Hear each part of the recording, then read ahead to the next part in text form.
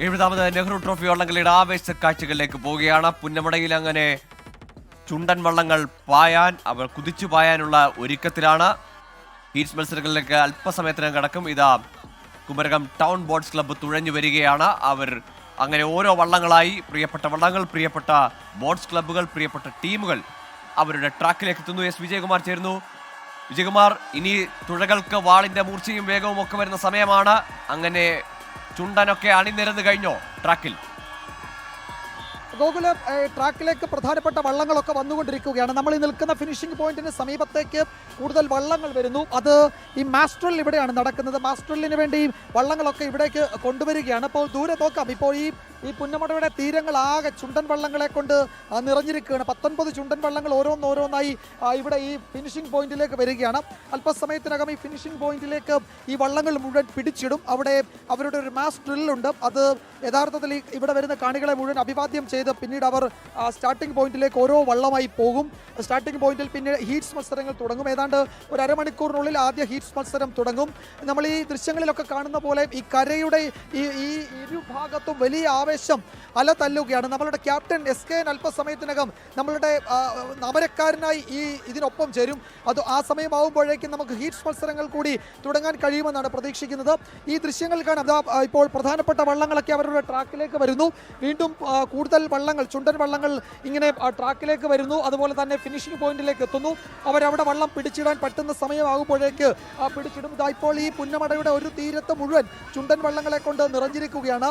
അപ്പോൾ ഈ വള്ളങ്ങൾ മുഴുവൻ അല്പസമയത്തിനകം ഈ മാസ്റ്ററിൽ പങ്കെടുക്കുന്നതിനായി ഇവിടെ നിന്ന് ഫിനിഷിംഗ് പോയിന്റിലേക്ക് പോകും. പിന്നീട് അവിടെ ഏതാനും മിനിറ്റുകൾ നീണ്ടു നിൽക്കുന്ന ഒരു മാസ്റ്ററിലുണ്ട്. അത് വളരെ രസമുള്ള കാഴ്ചയാണ്. കാരണം മുഴുവൻ വള്ളങ്ങളും അതിലെ മുഴുവൻ തുഴക്കാരും അവരുടെ യൂണിഫോം ഒക്കെ ഇട്ട് ഒരേ വേഷത്തിൽ അതത് വള്ളങ്ങളുടെ ക്യാപ്റ്റന്മാരുടെ നേതൃത്വത്തിൽ ഒരു മാസ്റ്ററിൽ നടത്തും. അവർ ഇവിടെയുള്ള മുഴുവൻ കാണികളെയും അഭിവാദ്യം ചെയ്തവർ ആ പോരാട്ടത്തിന്, ആ തുഴച്ചിൽ പോരാട്ടത്തിന് ഇറങ്ങും. പിന്നീട് ഗോകുൽ പറഞ്ഞതുപോലെ തുഴകൾക്ക് വാളിന്റെ മൂർച്ചയാകുന്ന കാഴ്ച പിന്നീട് നമുക്ക് കാണാൻ കഴിയും. ഇത്തവണ ഒരു പ്രത്യേകതയുള്ളത് എല്ലാ ഹീറ്റ്സും ഇഞ്ചോടിഞ്ച് പോരാട്ടമാണ്, കടുകട്ടി മത്സരമാണ്.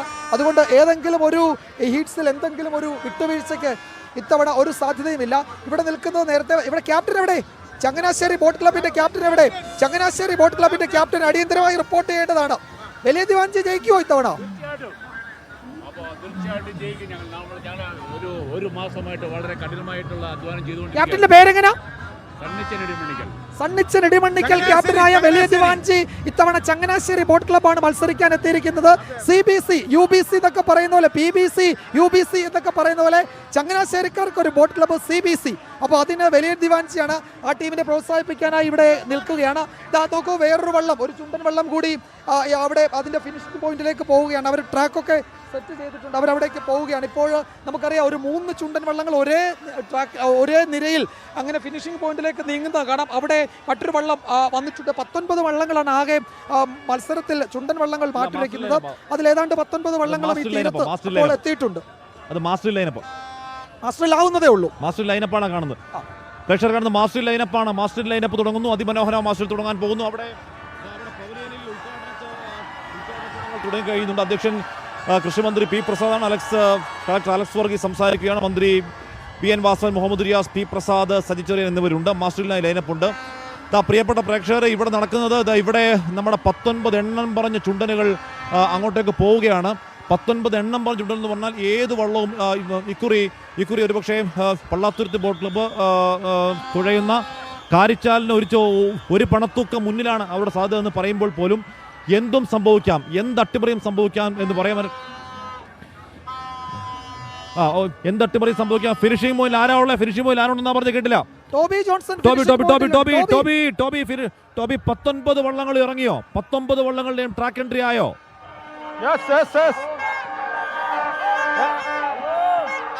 ട്രാക്ക് എൻട്രി എല്ലാം കഴിഞ്ഞിരിക്കുന്നു വിജയകുമാർ, ഹാഷ്മി. എന്തായാലും ഞാനിപ്പോൾ നിൽക്കുന്ന ഈ റോസ് പവലിന് തൊട്ട് മുന്നിൽ നമ്മുടെ PBC പള്ളാത്തുരുത്തി ബോട്ട് ക്ലബ്ബ് വന്നിരിക്കുകയാണ്.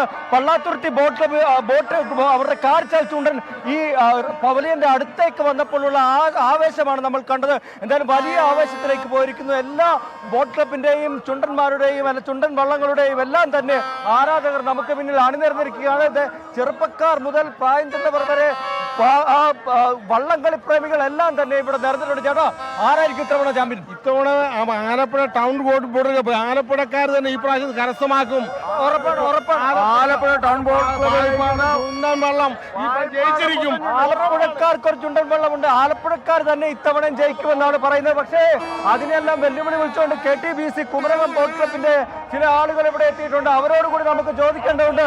കുമരകം ബോട്ട് ക്ലബ് കഴിഞ്ഞ തവണ മൈക്രോ സെക്കൻഡുകൾക്ക് പോയ ആ കുമരകം ബോട്ട് ക്ലബിന്റെ പ്രേമികളുണ്ട്. ചേട്ടാ, എങ്ങനെ ഇത്തവണ താഴെ പറയുന്ന ആലപ്പുഴ തന്നെയായിരിക്കും.